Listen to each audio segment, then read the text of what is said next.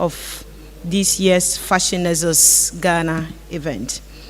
At the GRA, we recognize the significant contributions of the creative industry to Ghana's economic growth and development. The GRA is committed to supporting the fashion industry through various incentives and activities, including the tax incentives and streamlining the tax compliance processes. Our program, our flagship program, Modified Taxation, is developed to focus on institutions and industries like yours. We know a number of your members are within the SME bracket that sometimes finds it very difficult to employ accountants or even lawyers to help you understand how your tax calculations, for instance, to be done. So under the Modified Taxation Program, we are making the process very simple so that we can have thresholds. For instance, let's say Madam Taylor's enterprise in Abosokai, for instance, in our assessment in a year, for instance, can be given a whole year 5,000 Ghana cedis or 2,000 Ghana cedis to pay as tax. This is what we are thinking about. How can we make tax payment very simple and very efficient so that we can broaden the tax network of our nation? Because if you have more people paying little, it's better than targeting a few that will pay much. So that is the commitment of the Ghana Revenue Authority, and we are counting on the support of members of your industry, for instance, to make this a reality. Another flagship program of ours that will be beneficial to members of your industry is also under our Sustained Tax Education Program. This is a nationwide approach program that will help us to provide information and education on the tax processes, the tax system, for instance, how and when to file your VAT, how and when to pay your income tax, how and when to pay your corporate tax. This will be done targeting members of industries like yourselves. We are committed to building a culture of happy taxpayers. Payment of tax has everything to do with development. It improves our roads, our health system, and then also the education system, which has a replica effect on businesses like yours. We acknowledge the importance of fashion as a driver of economic growth, job creation, and cultural exchange. This industry is critical to everyone. Clothing does not only protect our bodies, but to me, it endorses our sanity and projects our values as well as identifies us as people. As you launch this year's Fashion Nexus Ghana, we look forward to collaborating with you and members of your industry we consider as vital stakeholders, and we wish to explore ways of working together to further promote the sector's growth and development. We are confident that this platform will provide valuable opportunities, first of all, for your members to network, for innovation and knowledge sharing among the sector players. Together, let us work to harness the potentials of the fashion industry and contribute to Ghana's economic prosperity. We want your businesses to flourish so that your members can pay tax, and then together we can have Ghana developed. And by this, we commit to supporting your event and making it successful, both in knowledge sharing and also some financial support to you. That will be communicated properly through the leadership of Nexus. Thank you very much.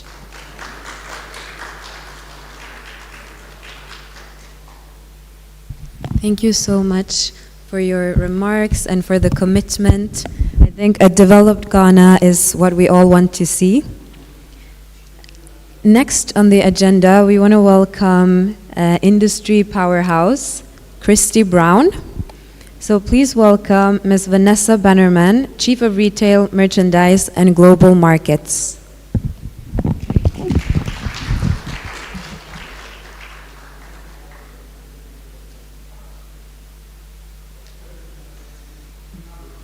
Hello. I'm sure everyone is tired of saying good morning, so you don't have to. But distinguished partners, colleagues, and friends of Ghanaian Fashion, it is a true honor to stand here today at the launch of the Business of Ghanaian Fashion and year-round capacity building initiative. For Christy Brown, fashion has always been more than design. It is storytelling. Every fabric, every cut, every collection we create carries the voice of our culture and our heritage and the pride of our people. So Ghanaian fashion is not just about the things that we wear, it's how we live out our lives.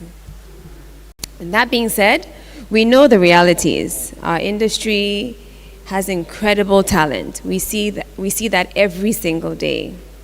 And the cultural influence, but we do face our challenges. And I'm sure every single one of you here experiences them, from limited access to financing, gaps in skills, and barriers to global markets. These are challenges we have experienced firsthand as a brand, and they are shared across the sector.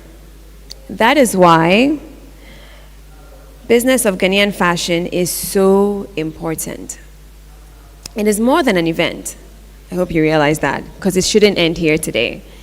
It is a platform that unites fashion brands with manufacturers, policymakers, academia, investors, development partners, industry leaders, and friends. It creates the space where creativity meets business opportunity and where inspiration meets impact. As part of this community of fashion houses, Christy Brown welcomes this initiative with open arms, by the way. Together, we can build an ecosystem that creates jobs, inspires our young talent, and places Ghanaian fashion firmly on the global stage. We no longer want to be lucky to have a seat at the table, but we want the world to feel like they're missing something if we're not there. So finally, and most importantly, let us all support this reality, to make this a reality for our industry, for our culture, and for the future of our nation, Ghana. Thank you.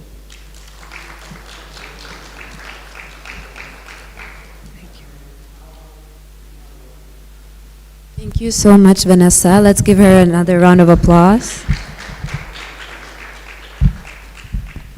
Next up, we have the Deputy Director at the Ministry of Tourism, Culture and Creative Arts to give his remarks, Mr. Charles Sadam Hotor. Welcome. Let's give him a more applause than that. I know we can do better.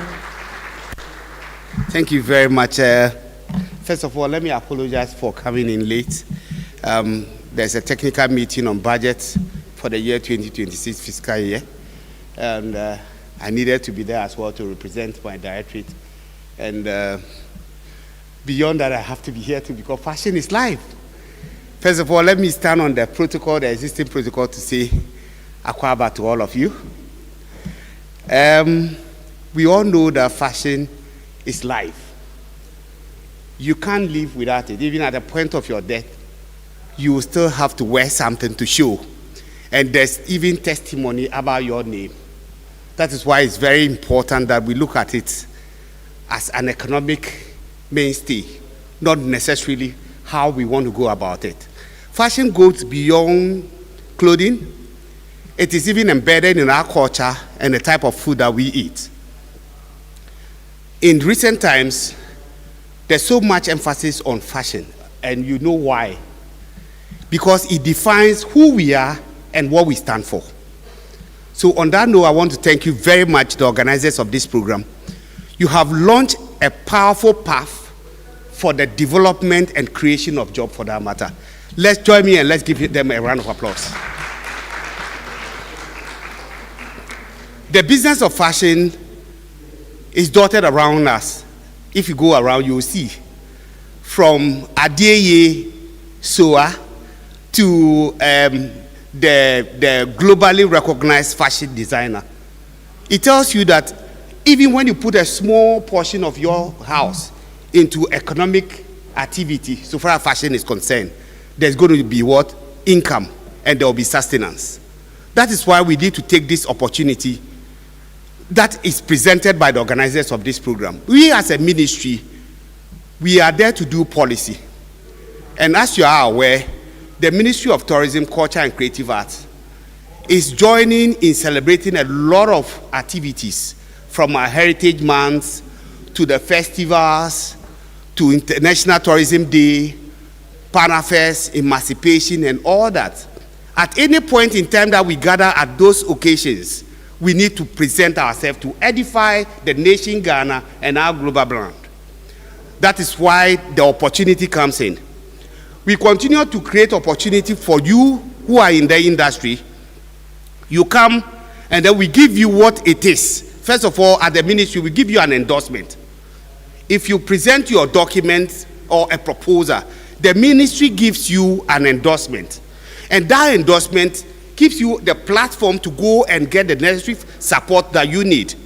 So those of you who are hiding somewhere, we want to invite you. Our doors are open. Come to the ministry and we'll give you the necessary endorsement so that you can launch your scope and get better.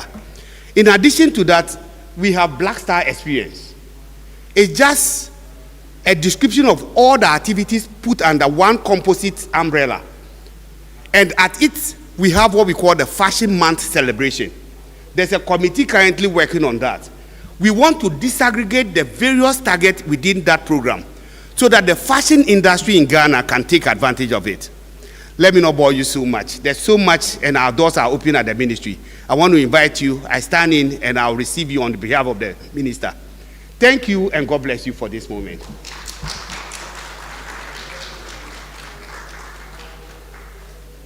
Thank you so much. Let's give him another round of applause. Thank you to all of our speakers. This has been both inspirational and educational. We're grateful that you've shared your insights with us. So let's put our hands together for all the speakers so far. We are moving to the next segment of our program, and I think this is one that we've all been looking forward to. We will finally be hearing from the Lady of the Hour for the presentation of the Business of Ghanaian Fashion. Please give a warm round of applause as we welcome Ms. Hilary Andoh, founder of Fashion Nexus Ghana and project lead of Business of Ghanaian Fashion.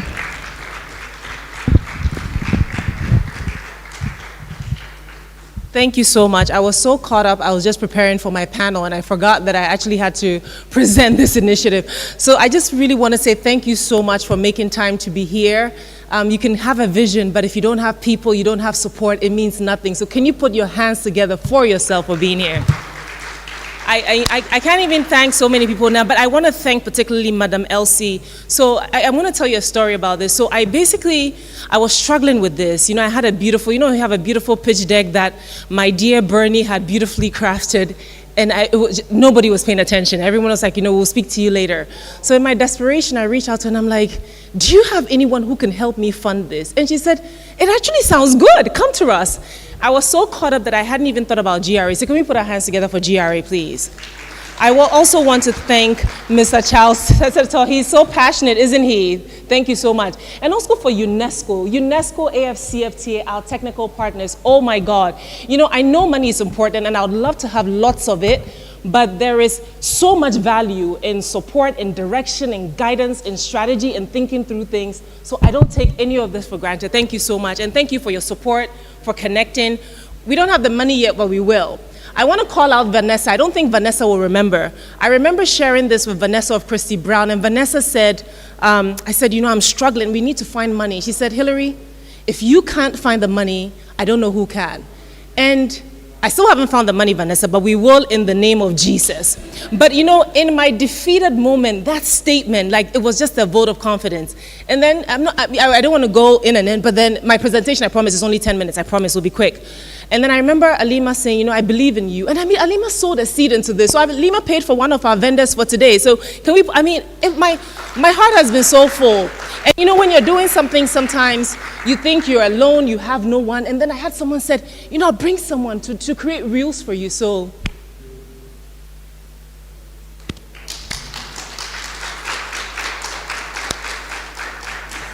thank you so much.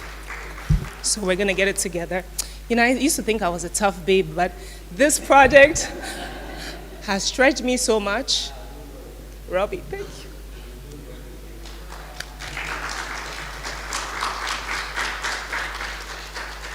And Robbie, I'm so grateful, and just for making the time, and people who even listened. I even had a friend who said, you know, I don't really believe, but let me pay for a vendor for you. I thought it was so funny. He said, I don't understand, I don't believe it. How are you going to get money? What's the benefit? You're always investing, but you know what? Send me one of your vendors' receipt and I'll support. That's what he said. I don't believe it, but I'll pay for a receipt for you. So from the bottom of my heart, thank you so much. So we're going to go into it. I promise it's just 10 minutes. It'll be quick. I should probably stand here. Let's see.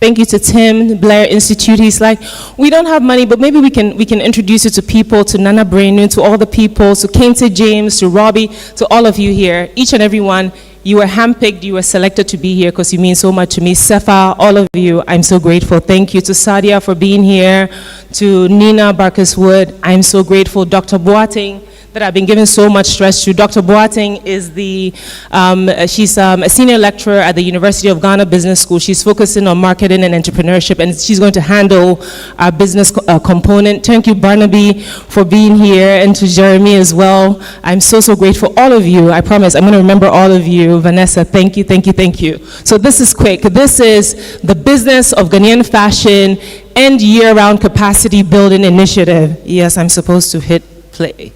There we go. So I just want you to remember this comparison, these numbers, these lovely numbers. I would love to have 1.84 trillion. That'd be wonderful. 3.21, 1.6. So the idea of Fashion Nexus really came about because I'm sure most of you know that I have a PR company. We do PR, we do comms, we do crisis reputation management. So, and I just like fashion just for its sake. So I was like, you know what, for our community engagement, what can we do in that space? So for over 12 years, we were just doing, you know, master classes, trainings, workshops, and it was all pro bono, doing things we couldn't afford, right? We're just doing it and doing it and doing it. And at some point, we were like, you know what, let's have a survey in one of our classes to really understand the industry and the challenges. So we did that, and we came up with the State of the Ghanaian Fashion Industry Report. It was very revelatory. We're like, you know what, there's so much promise, but there are also persistent challenges. So one of our response to this was the Business of Ghanaian Fashion and Year-Round Capacity Building. But let me take it back to Fashion Nexus Ghana. We decided that after doing it as a PR company, as a community engagement project, it was becoming so expansive that there was a need to actually have a vehicle that would house these initiatives so that it's properly done, right? The idea of Fashion Nexus Ghana is that we will eventually have the funding we need to be able to onboard staff who will manage this initiative, who will work in this space. I'm only the funder. I probably won't run it on the day-to-day. For now, I am going to be the project lead for Business of Ghanaian Fashion, but that's the idea for growth. And like it says here, a bold collaborative effort to unite Ghana's fashion ecosystem and unlock its full economic potential through year-round capacity building, investment readiness, and global market integration. We cannot do it on our own. That's why the collaboration component is so important. So for the Business of Ghanaian Fashion, the idea is to have it twofold, right? There we go. the market opportunity, before I move forward, I get so excited when I'm speaking about it. Mame from MTN said, Hillary, I gotta go. I don't need to hear your presentation because I've heard you say it 20 times and I know everything about it. But yes, so this is the global market apparel industry, the value. Ghana's is less than 1.6 billion, and we got our stats from Statista. Also, McKinsey has a report as well as UNESCO's report as well. You should definitely check out UNESCO's report. It's so rich. And then also there's a 3 billion gap, which is our opportunity. So our objectives are really clear and very simple. At least for the first few years, we really just want to ground and have the foundation. How do we develop, formalize, and scale the industry? When we talk about development, how do we help in structuring and helping you actually have proper systems so that it's a proper business? When we talk about formalization, you'll be amazed. There are some businesses that have been in business for 10 years who have not registered. And some of them, of course, are nervous and they're afraid that, you know what, if I go now to GRA, oh my God, are they going to penalize me? And that is why this idea, GRA, of a modified tax system is brilliant, because what they're saying is that not a problem, bring them to us, we can come up with a flat rate, 5,000 cedis a year, 10,000 cedis, just so they're formalized, because you're saying that you have issues in your report, saying that there's no access to funding, but there's certain funding that you can only access if you're properly formalized. So that's the idea. And then the second bag is prepare for investment and share funding opportunity. So what we want to do, we are not a fund. That's Roberta's business. And Roberta, you better give us money. We're not a fund, but what we're trying to say is that what can we do at Fashion Nexus Ghana with our people to help people get investment ready? How do we help you register to pay for a tax? How do you help you structure your business? How do we help you get ready so that when our investors are coming, you are investor ready? And then the second part of it is sharing funding opportunities. A lot of my designers have said, listen, Hillary, things happen and we don't know anything about it. It's only for a selected few. So what we want to do at Fashion Nexus Ghana is to be the information hub. I've been speaking to AFDB and they have like funding in fashionomics, right? Then they also have another bucket is AIF. I'm like, can we be your pipeline? Can we have this so we can put it on our platforms so that people can take advantage of it? Because if we have more designers getting more access to funding, the bigger our industry gets. So we want to do that. Then the third part is expand market access and build partnership. How are we going to do that? So you build this fabulous business, you formalize, you structure it, and then what? Market access, and that is why we have a development partner. Thank you, Barnaby. Barnaby's a Canadian. We have the French here. We have the Brits here as well. Thank you. Market access. Those are the development partners that will make it happen. We have AFCFT. I've been bugging His Excellency Wamkele Mene. I said, His Excellency, my people don't know anything about AFCFTA, so please, let's get it together so my people know how they can take advantage of it. So for now, we want to, the vision is big, but we want to just hone on this in terms of a foundation, and then we move on to the next level. Then again, our mission, just ecosystem building. How do we bring together the ecosystem to develop the industry? So I've been, again, talking about the journey. I had a journey of, let's say, I remember a while back, there was Yvonne in Tiamwa. She used to be the department head of fashion at Radford. She would always call me, Hillary, can you come and give a branding workshop? Can you come and talk about identifying your muse pricing? So being fortunate to be in that space, and then she having me participate and be a part of Board of Fashion Ghana, and then Makiba Boateng asking me to moderate during her fashion forum panels. All those things gave me access and just an eye-opener, right, into the space. And then you realize what are the gaps and what are the missing channels. Then we realize that we need the ecosystems to speak to each other. So yes, fashion, but you can't develop a fashion industry with just your designers. You need your designers, you need your manufacturers. And we need manufacturers not just produce 5,000 pieces at a go, but we need the likes of Native who can produce 300. So if my designers are saying, Hillary, I'm frustrated, I have a collection coming out and no one will produce 300-400 pieces for me, I have a solution for you. Native can do that for you. So again, we need to have the ecosystem speaking. Then textile designers, right? Textile producers. We have the likes of Mame Menta in the room, who's a textile producer. So granted that every fashion designer might have a different aesthetics and may not need her textile, there's some people who could benefit from her as well. So just making sure the ecosystem speed. And then the other part, the very important part, is government. Government that is here, they're the policy makers. But beyond their policies, we also want to engage with them. Trust me, I've been giving them so much stress. Madam Elsie will tell you, you. We need government, and that is why they're in the room, to listen to you, to understand so they can create policy. And that is why I think the modified tax is brilliant, because we all know taxes cost more than 10,000 cedis a year. So if they're willing to bring you into formalize, I think it's important. Again, we have culture and creative arts. They are our presidents, right? They are our gods. So we need them at the table. And we've also engaged with trade, Ministry of Trade, looking at it from the point of view of we develop, we scale, how are we exporting our stuff? How are we industrializing? We have people who say, why is it that we're in Ghana and when my children need school uniforms, why are we ordering from Marks and Spencer and why can't we produce it here? So looking at that from the other part, and I'm looking at Emily because I'm coming to her next. Next are the financiers and our investors. So we have financiers like the banks. What my designers are saying is that, Hillary, we go to the banks and their interest rate is high.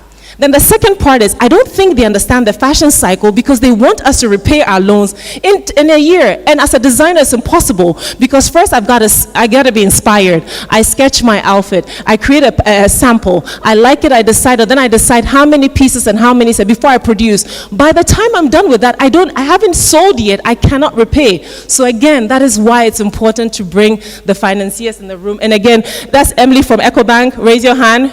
I think the Access Bank is here too. Fidelity, I don't know if you're here yet, but oh, fantastic, Fidelity is here, fantastic. So guys, you see all of them? EcoBank, Access, Fidelity, please raise your hand. Make sure that they support this. Thank you so much for coming, and that's why we need them. Then we have the investors. The most interesting thing happened during this community engagement volunteering thing of mine. I started getting calls from random people. So Hillary, if I had $50,000, slow capital, which designer do you think I should invest in? I said, well, I wouldn't know. But then again, the light bulb came in. Well, we may not be able to do due diligence, but maybe we can help you get investor ready. So that's how we're looking at it. And having investors who will not just, so some of the investors, I said, well, if you gave $50,000 to Christy Brown or Ali Mabello, I'm sure they'll say high five, but it wouldn't make a dent in what they're doing. I told, no, it's honest, right? So there are people who are at different stages of their brand. I told them that for certain brands, if you want me to speak to them, don't embarrass me because they need a minimum of $1 million. So you need to have that. But there are certain brands that need just $50,000 to make a difference, and some 250 and some 150. So this is how we're looking at this. So again, creators, manufacturers, educators, government investors, development partners, and everyone else required to grow a thriving fashion economy. And we've mentioned it. Why this? We're in a country where we're always talking about youth unemployment and our GDP. So we're looking at it from 2 points of view. This is an industry that creates jobs, that hires your young population and your women. And then we're always talking about investments. Every time we have an investment forum, I don't see fashion brands represented, but then we also need to diversify our portfolio for our economy, right? How do we look at fashion as non-traditional investment opportunities? Then again, we spoke about that. And then scaling SMEs, I think we've done that already. And again, driven by women and youth, jobs, income opportunities.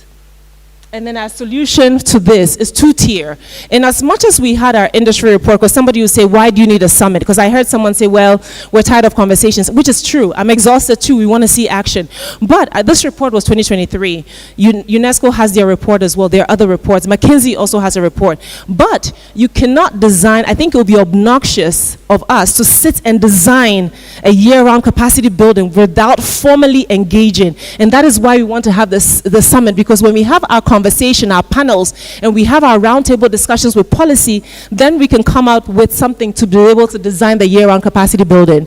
And also for the year-round capacity, know that one, we don't have the skill set, and even if we did, we would absolutely not want to do the capacity building on our own. We're going to focus just on where we have strengths, and then where we don't, we want to collaborate, and that's what we're saying, it's a collaborative effort. What we would want, and of course I'm going to be very blatant, is that the only thing we'd want really is bragging rights. That Fashion Nexus Ghana has raised money and has asked Christy Brown or Alima Bello or Sadia to conduct a training program, and all we would want to say that through our efforts, this actually happened for this number of people. So the year-round capacity is for all of us. So again, for instance, Native has already shared an idea, a concept it has in as a proposal. Of course, it comes with a beautiful price tag. We have to find the money for it, but it is in our interest because then we get to meet our objectives. So if you have any ideas, please, please, please share with us.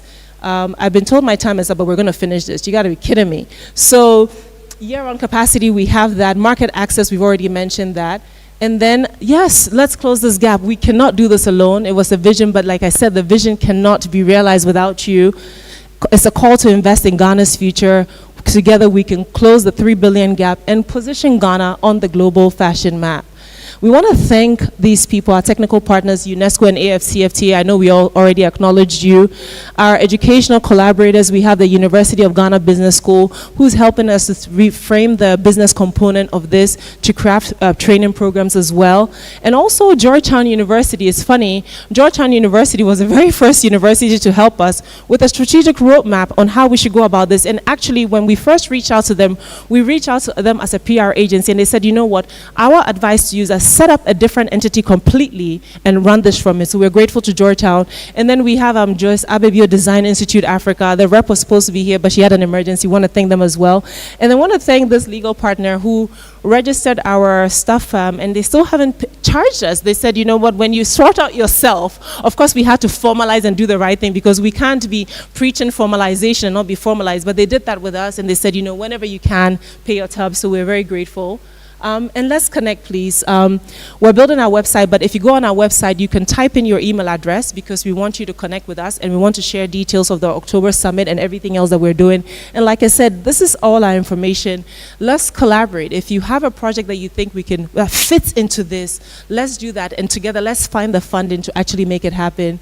And I also want to thank Madam Vera, she's still here, AB and David. I shared this with her a while back, and I was like, I'm trying to trademark, and just as well, she sent me a list of requirements, and then later on I was laughing at myself. I'm like, really, the audacity to ask about trademark when you can't even afford certain things. But AB and David has always been so supportive, and if she's in the house, can she wave, please? Thank you so much, thank you. So this is what we're trying to do, and we need your support, and we can't do this without you, and thank you so much from the bottom of my heart. I'm so grateful. Let's also welcome Kosi Yankee Ayer, former CEO GEA. She's a big MSME supporter, and I've also tasked her to find money. So guys, can she wave so you can look at her? Kosi? So this is the lady that's also going to help us find the funding. Thank you so much. I'm not going to leave now. We're going to delve right into it. We'll have a quick, I promise you the time is going to move. We'll have a quick panel discussion, and then we should flow. We'll get our mics. Thank you so much. And please use this 2 minutes to say hello to, so get to know someone. You can't come here and know someone. So I'm going to give you exactly 2 minutes. Please say hello to someone before we start our panel. Ask them how they're doing. Ask them if they need you to pray for them. Life is hard. Do that. Please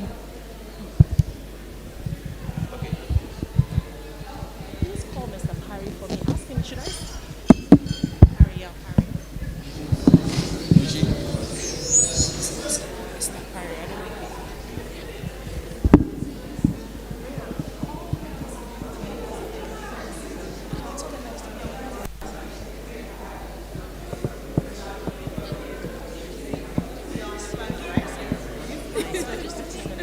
No, we are with you. Okay, thank you.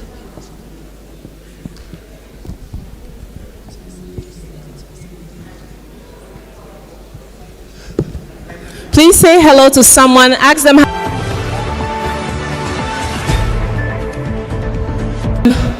Life is hard. Show them some love. And then we also have coffee and some baked goods in the back. You don't have to wait. You can help yourself to coffee and a treat.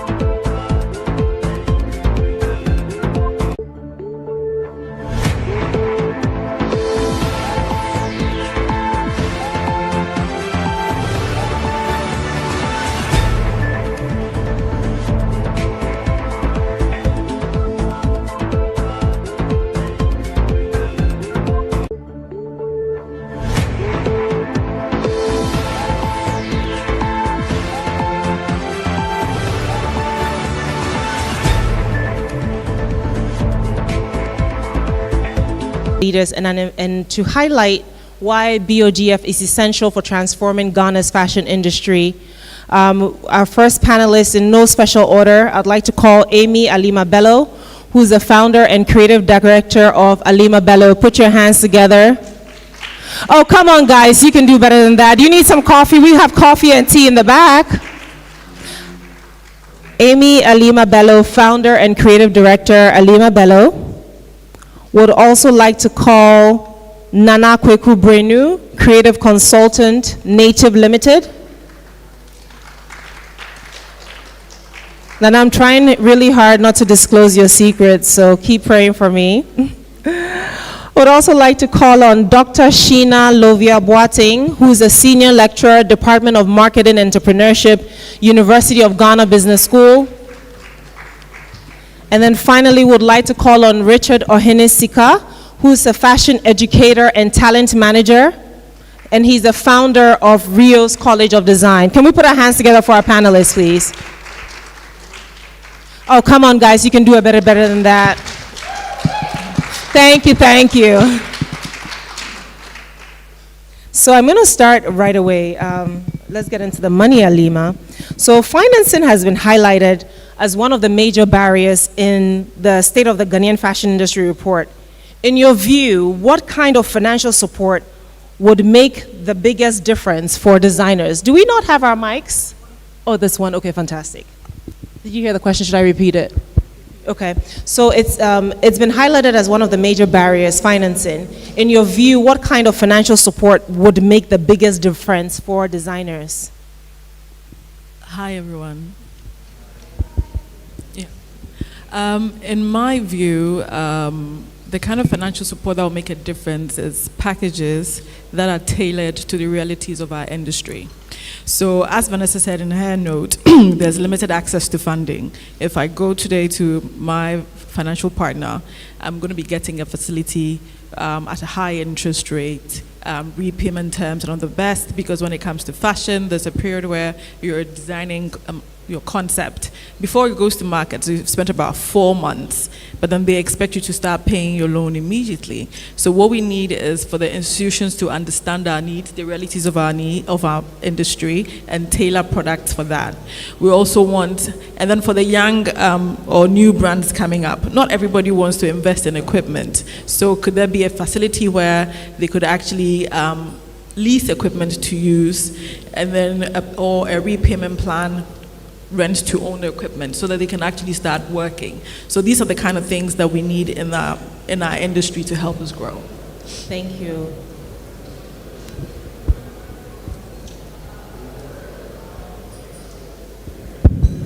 Thank you so much. Can you hear me? Okay. So for Nana, my designers often say they struggle to meet demand because many manufacturers require high minimums, sometimes in the thousands, while designers may just need maybe 300 pieces at a time. How do you see this production gap affecting the industry? Hello, everyone. Well, this is a scenario that I'm very familiar with because I used to have a fashion brand, which actually led me to set up a factory. So for me, this creates a bottleneck for growth for both parties. Let's talk about the designers, for instance. So let's say a designer has to create between 200 and 300 pieces. They can't do it, so what happens is that they have to actually look outside of the country to produce in places like Turkey, which might give them the possibility to create some such pieces, but also at a high cost. Or the other alternative locally is to go to maybe the roadside seamstress, and what you end up happening is that there's a lot of defects. The finishing, none of the pieces are equal to each other. So what ends up happening is that either if the order is for an international order, you end up losing the order, or you can't even test your garments or the collection locally. And if you end up producing outside of Ghana, you end up realizing that you have to sell the garments at a higher cost locally. So you end up, so those in Ghana who can actually afford your garments cannot afford the garments. And it's not your fault because of due to the high cost of you producing the garments outside of Ghana. When it comes to the manufacturing side, most of the manufacturers who can actually produce these garments tend to have large minimums because most of their clientele are big international companies or clients from outside of Ghana. So they end up focusing or designing or structuring their factories to cater for these clientele, leaving without taking into consideration the local designers with their small minimum. So this ends up creating a scenario whereby even if they want to, they cannot take on these small orders because it becomes a cost for them also because of the way they've structured and designed their production process. Thank you so much, Nana. So Richard, I'm coming to you. Please don't take it personal. It's not from me. So some of my designers are saying that, and again, it's not his institution. They're saying in general, there's a talent gap. They're saying that the graduates we're getting, or your fashion designers, are not fit for purpose. We hire them and literally we have to train from scratch. How do you respond to this, and what specific technical or creative skills do you see most likely? So again, it's not personal. I'm just saying. They told me. Okay. Thank you for highlighting that it's not personal. And anyway, so this challenge is also not so customized to the fashion industry only. The World Economic Forum, somewhere 2020 and also in 2015, had indicated that the quality of students and young people was dropping continuously. And so the fashion industry and other industries are already benefiting or struggling with these things. And when you look at the creative sector, in Ghana, we don't have a system that nurtures them right from the beginning when they are young all the way to this point. And so we end up getting people who are either not fit for purpose entering into that industry. For example, you get to study fashion when you go to the uni. You don't even get to study fashion. I'm talking about those days. Currently, senior high school and other places, people are learning fashion. But before, people would do other things, or we would even recommend fashion to those who were not good in school to come and do fashion. And when these people come, we have only 3 years, 2 years, and 4 years to change them.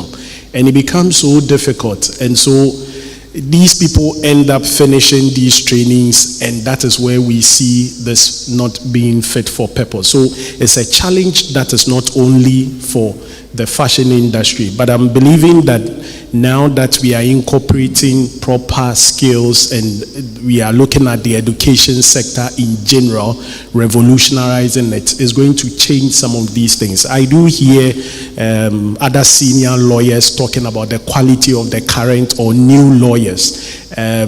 All sectors, even doctors, are saying new doctors are not so good compared to the olden days or long-term trained ones. So I think it's a general thing, but we acknowledge that that is going on. But it's a problem that doesn't start from just fashion training institutions. But these people are actually bad from wherever they came from. The education sector is that bad.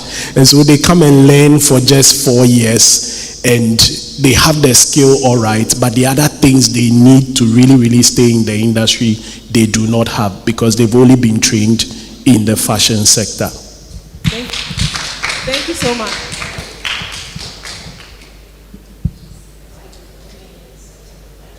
So yes, thank you so much. And I'm big on education, so I actually want to say something that I think I even had a conversation with Nana Breno about. So by the way, if you know anyone in the education department, please let us know, because we really want to rope in education. We've tried for months, like since January, and we still haven't had any luck. But one of the feedback that we got, and even Nana Brenu mentioned it, was that we currently have something in Ghana called TVET and vocational schools. Yeah. And the TVET and vocational schools were supposed to train for a lot of the manufacturing sectors. Now, apparently what is happening now is that they've shifted from manufacturing and saying that they're churning out designers in 6 months. So there's a challenge. Yeah. The second part of it is that it also makes the lives of manufacturers very difficult, because someone is trying to establish a big manufacturing plant, needs the right skill set, but the people who are supposed to actually be the hands from the TVET and vocational schools are no longer available. So again, we have opportunities that Ghana is missing. I heard of one project that we missed it because we didn't have the manpower for that particular project. So I think Ethiopia won the bid. So again, if you know somebody there, please let's connect so that we can also rope in the Ministry of Education in that space. Thank you so much. Back to you, Alima. We want to know how this Business of Ghanaian Fashion can best support you in overcoming, let's say, these financing challenges, right? So yes, we've come up with this vision, like I said, we think this is what is needed, but we want to fine tune and make sure that it's beneficial and it's not just a talk shop and something that we do and we smile today and we have coffee and we leave. How can we help you in terms of this financing challenge? Business of Ghanaian Fashion can act as a bridge between designers, brands, and then the financiers. So, talking to the financial institutions where there are financial packages, even if it's a collective package for brands that would serve a purpose. You could also capacity building, which you spoke about, so that some brands can also learn about financial literacy to help us, present our business cases better. And then when we move further up, introducing us to investors who understand and appreciate the business of fashion and value fashion, to merge the two and to come together. Thank you so much. And then I'll ask you a similar question about how an initiative like the Business of Ghana Fashion can best support manufacturers in building capacity for flexible and sustainable production. I think from my experience, I've realized that most of the designers, especially the emerging designers, are not aware that there are factories or manufacturers in Ghana that can produce low volumes, low minimums for them. So if there's a way we could formalize the relationship between these manufacturers and also the local designers, this will also help and also create more awareness that, we can do the production and handle production with low minimums for you here. Also, with regards to the big manufacturers locally, it's also will be a way for us to, rather than them being more volume-centric contractors, we form agile partnership between the designers and then the manufacturer, so that in this situation, both of us win and then we can move dynamically through this growing fashion ecosystem in Ghana. Thank you so much. Dr. Boateng, I was waiting for you. I intentionally waited because yours is a little loaded. So Dr. Boateng is at the University of Ghana, senior lecturer, marketing and entrepreneurship. So we've been engaging with Dr. Boateng for a while now about the business element of fashion. So Dr. Boateng, many designers start with passion, but as their businesses evolve, the challenge becomes building proper systems and structure. From your perspective, what are the most critical gaps and how can business education help address them? Thank you very much, Hilary. I think based on my experience and all that I've heard from the experts and professionals such as yourself in the field, the gaps are so many. But in terms of how education can come in to support, there are some key areas, and I'd like to highlight just two of them. One of them is in the area of business and managerial skills. During our interaction, I was talking to Nana for a bit, and we discussed about the issue of all the students that we are producing now out of our fashion schools and our design schools having the mindset of being fashion designers. They see all the glitz and the glam, but they do not see the back end that produces that glitz and glam, and that is where all the business and the managerial talk happens. So you have students and fashion designers who come out of fashion schools and they are oblivious of all the weightier matters that have to do with finance, for example. Financial forecasting and planning is an issue. Managing pricing with revenue is an issue. Understanding issues that have to do with formalization of their businesses, tax and regulatory compliance. These are things that they are oblivious about because they have as their mindset basically designing and putting it out there. But to be able to be sustained in the space and to have a business that outlives your current passion, you have to be able to have the back end, which is the business and the managerial aspects down on lock. I remember during Hilary's presentation, she talked about the fact that what happens once you hit it and then you want to expand and you want to scale, and God forbid you get international partners, and that's where a lot of fashion designers in this space lose all control because it's like they are in unfamiliar waters, they are confused. But this is again where education comes in. How do we make our fashion designers export ready? How do we train them to understand the documentation that is required, the institutions that exist to provide support, like the AFCFTA, even GRA, in terms of getting their tax and compliance in line to be able to make sure they're attracting the right investors. Again, another key issue and gap that we see, which is very relevant in the fashion space now, that we are lagging behind so much on, is on sustainability and issues of the circular economy. When you speak of sustainability in the Ghanaian fashion industry, it's virtually non-existent, because the people who are even familiar about the concept and how it plays out in real life are very few. However, we have, on a more informal scale, entrepreneurs and designers in the space actually doing in their own small spaces different forms of sustainability that we need to scale up. But we can't scale up if the knowledge is not there, if the capacity and the skill is not there. So this is where education comes in, to be able to make sure that these key gaps are filled. Because currently, based on my experience, a lot of investors who are coming in, especially from outside, are looking at how they can contribute to the sustainable development goals. And if you are not able to tie in what you're doing to these SDGs, getting their support and buy-in becomes very difficult, because then what are we contributing to, and how is it benefiting the entire ecosystem? So those are generally the key gaps that I think education can come in to help close. Thank you so much, Dr. Boateng. Thank you. So yes, Dr. Boateng will be, we will be successful. So once we're successful and we find the funding, Dr. Boateng will be conducting some of our training programs, and it won't just be a cookie cutter program they have at the University of Ghana. It's going to be created just for this industry. So we look forward to making sure that we bring many of our designers on board, whether you've been in business for 4 years, 10, 15, 20, we're going to create a program for you to help develop what you're doing, and to help make it a bit more efficient, and to make sure that you're ready to also attract everything that you need. Because in as much as they say that funding is a challenge, you can't actually qualify for certain things if you're not properly structured, and if investors will not even invest in you if they can't verify that your books are in order and there's a track record and they can see what they're investing in. Richard, back to you.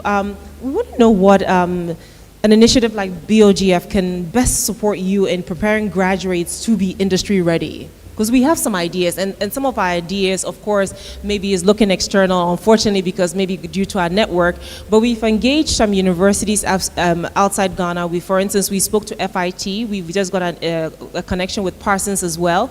And what we're thinking at BoGF is, how can we help our local fashion institutions upskill and upskill, because they've done this for years, right? How can they help you? But in your opinion, what do you need? We might be sitting somewhere thinking that's the best way, but what do you need to help you upskill and uptool?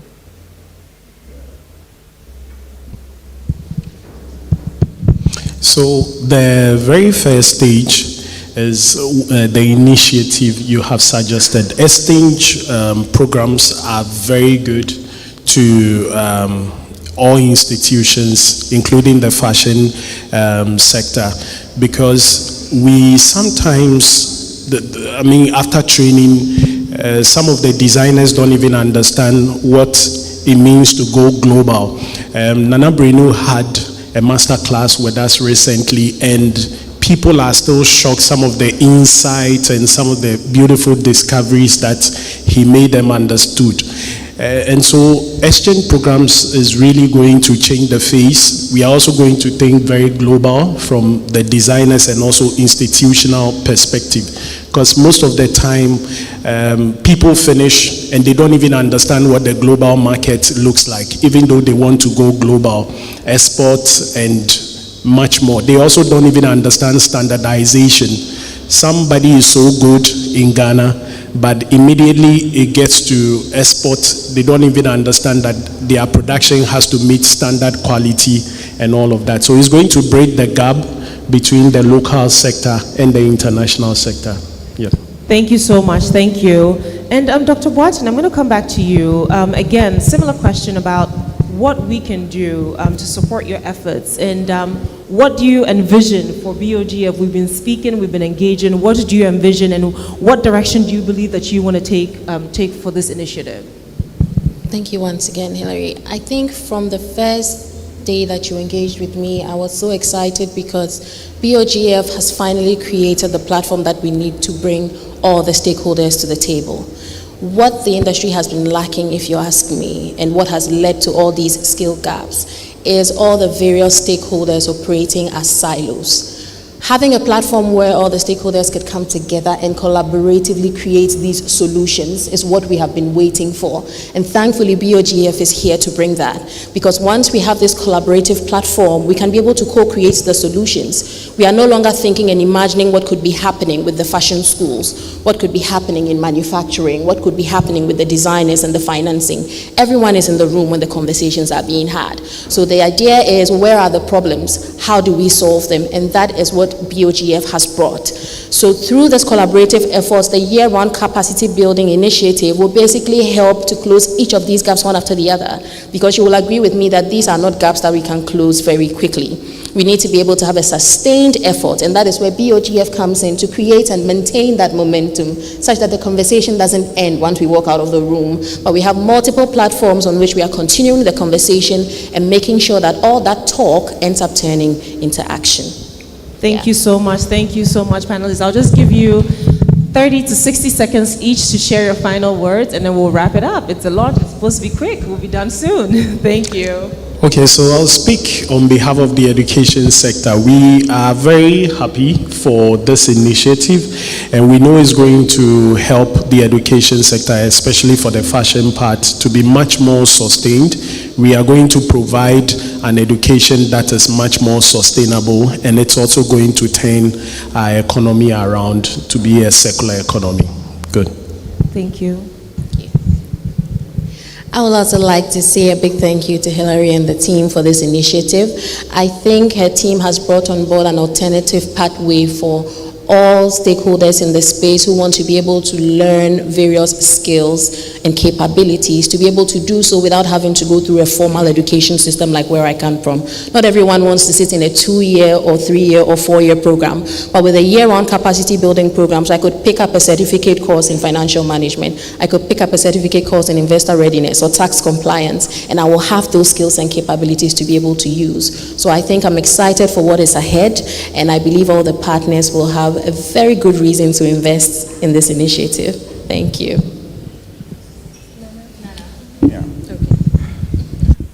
Thank you, Hilary, for inviting me. And I think this conversation between manufacturing and the local designers has been a long time coming. And I think it's about time it was formalized so that more of our local designers can end up doing more production in Ghana, which will actually create more jobs, because it will help also we, the manufacturers, to also expand our facilities and even employ more people. The more we get more of our local designers producing with us, which will in turn also contribute to the economy of the country. So yeah, thank you, Hilary. Thank you, Hilary, for taking the bold step. I know this has been in the works for a very long time. We spoke about it for months and months. I'm really proud of you. And I think this platform is the right platform for us to actually then make a shift in the business of fashion in Ghana, moving from creativity to competitiveness. And I can't wait for a lot of brands to benefit from what you have in store. Thank you. Thank you too, thank you. And ladies and gentlemen, my panelists, thank you Alima, thank you Nana, Richard and Dr. Boateng. I'm so grateful, thank you so much. Come on, you can do better than that. Let's take a picture.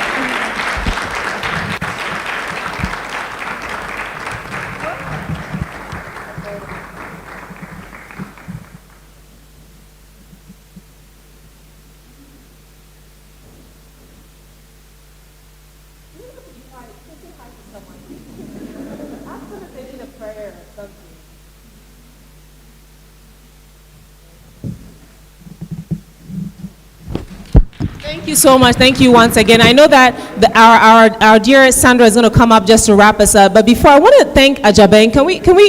Can you stand, Travis? So Travis Ajabeng.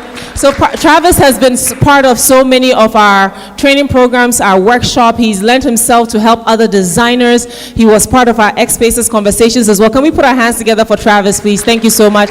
I want to thank Tim as well for coming. Tim, I'm so grateful. Thank you so much. Laura, all of you, I promise, thank you. I know it's going to be done formally, but I want to say thank you so much. Thank you.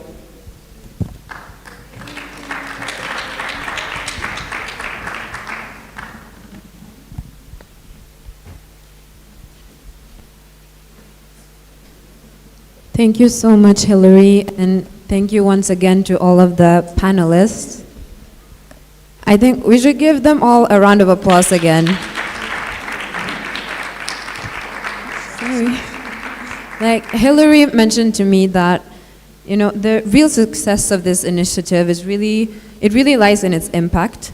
And achieving the right impact, it can only be done through securing the right insight. So these conversations are so important, and it really contributes to what the initiative seeks to achieve. So thank you so much for sharing your insights with us. We are coming to an end, but as we close, we want to welcome Ms. Reina Atubila to deliver the final vote of thanks. So Reina, once you're ready, let's put our hands together for her.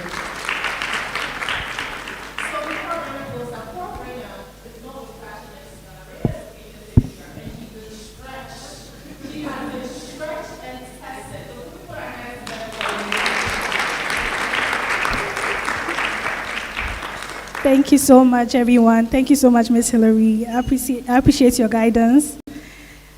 Distinguished guests, ladies and gentlemen, we begin by giving thanks to the Almighty God for the success of today's event.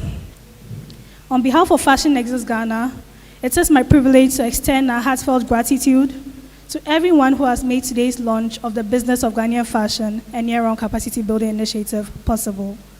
To our partners, UNESCO and the AFCFTA Secretariat, thank you for standing with us and helping us shape a stronger ecosystem for Ghanaian fashion.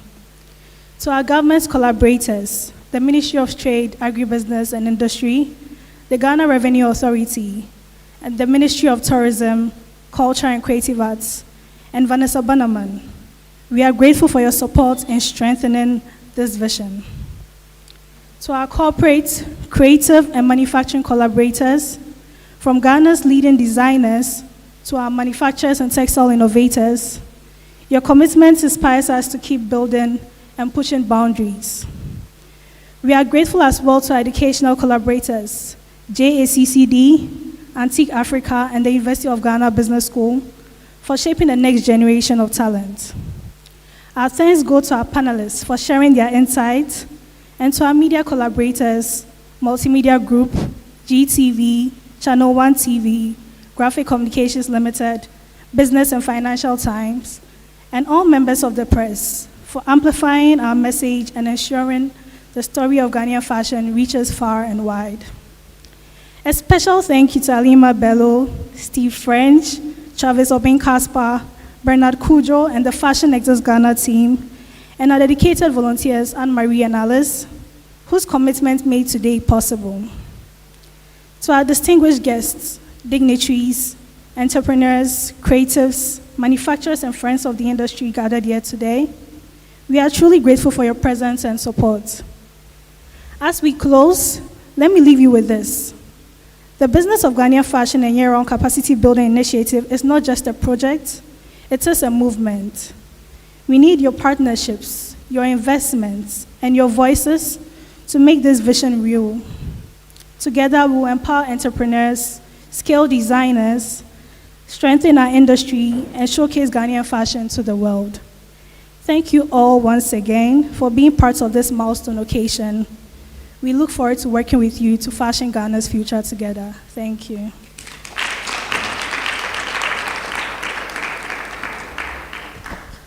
Thank you, Reina, and thank you, everyone, for showing up today. As we conclude, I just want to remind everyone that today's launch is available for replay on both Instagram and Facebook via Joy FM and Fashion Nexus Ghana. And I'll do a last social media plug.